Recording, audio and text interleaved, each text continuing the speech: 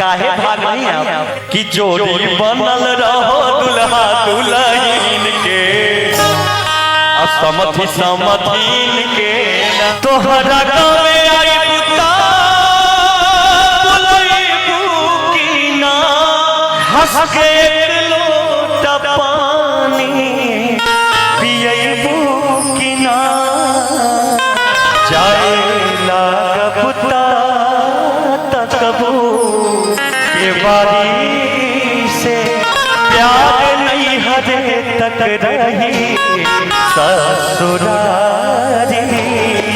अरे बोल दो, एकदम परफेक्ट जोड़ी लग रहे हो यार। यहाँ चट मंगी थे पट्टे ब्याह करा देते। अरुबा सलोना निरे खेला इश्क और प्यार का मजा लीजिए थोड़ा इंतजार का।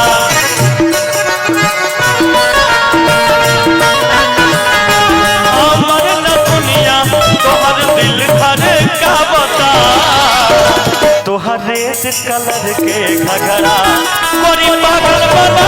आई रे ओठ लाली आई रे कजरा आई रे ओठ लाली आई रे कजरा जान मारे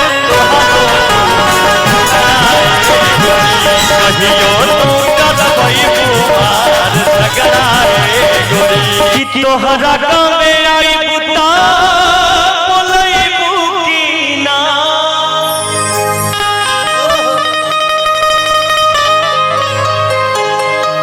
तोहरा गावे आई पुता बोलैबू की ना हंस के एक लोटा पानी पियैबू की ना। सब लोग आप लोग को बुलाए, हम भी चाहते हैं कि आ जाइए तो हमारा प्रोग्राम सुपर हिट हो जाएगा। 3 बार में आ जाइए, 3 सहेली बाग में। वाह वाह थैंक यू। ये आप तीनों आदमी के लिए साथ में गाऊंगा। अभी इसके बाद डांस भी करेंगे हम लोग गाना गा के, लेकिन तत्काल 2 लाइन चाहते हैं। तोहरा गावे आई पुता बोलैबू की ना हंस के एक लोटा पानी पियैबू की ना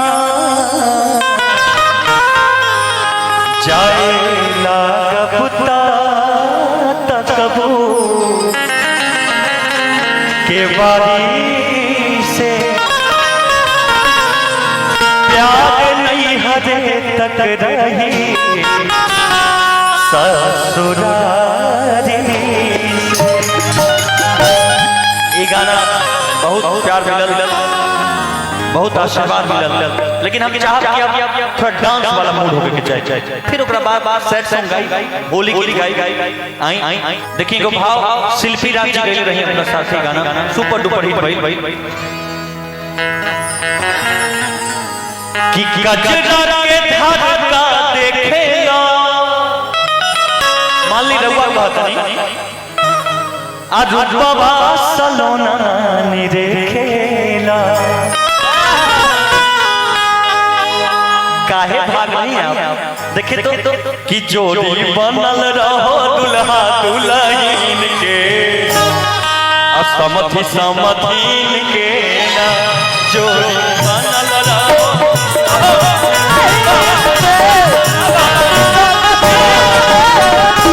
जोड़ी बनल रहो दुल्हा दुल्हन के समथि समथीन के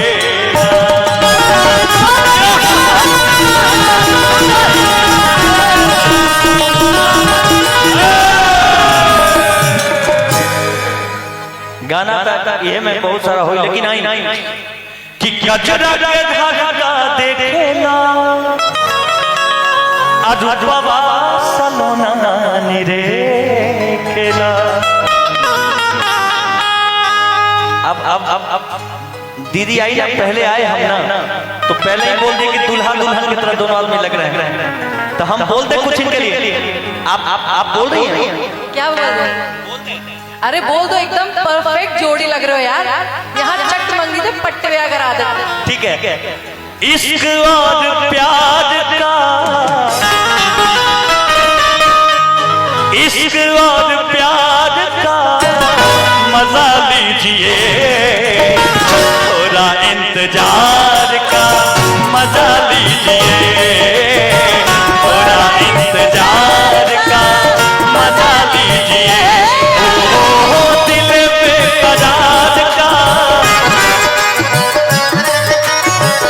दिल बेकरार का मजा लीजिए, थोड़ा इंतजार का मजा लीजिए, थोड़ा इंतजार का मजा लीजिए।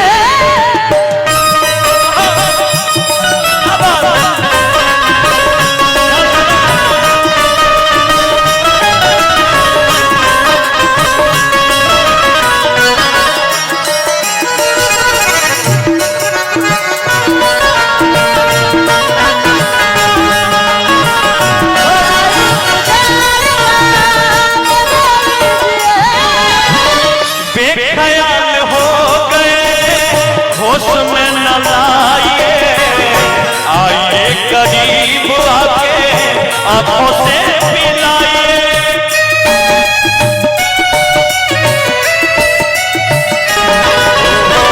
बेख्याल हो गए होश में न लाइए, आइए करीब आके आंखों से पिलाइए।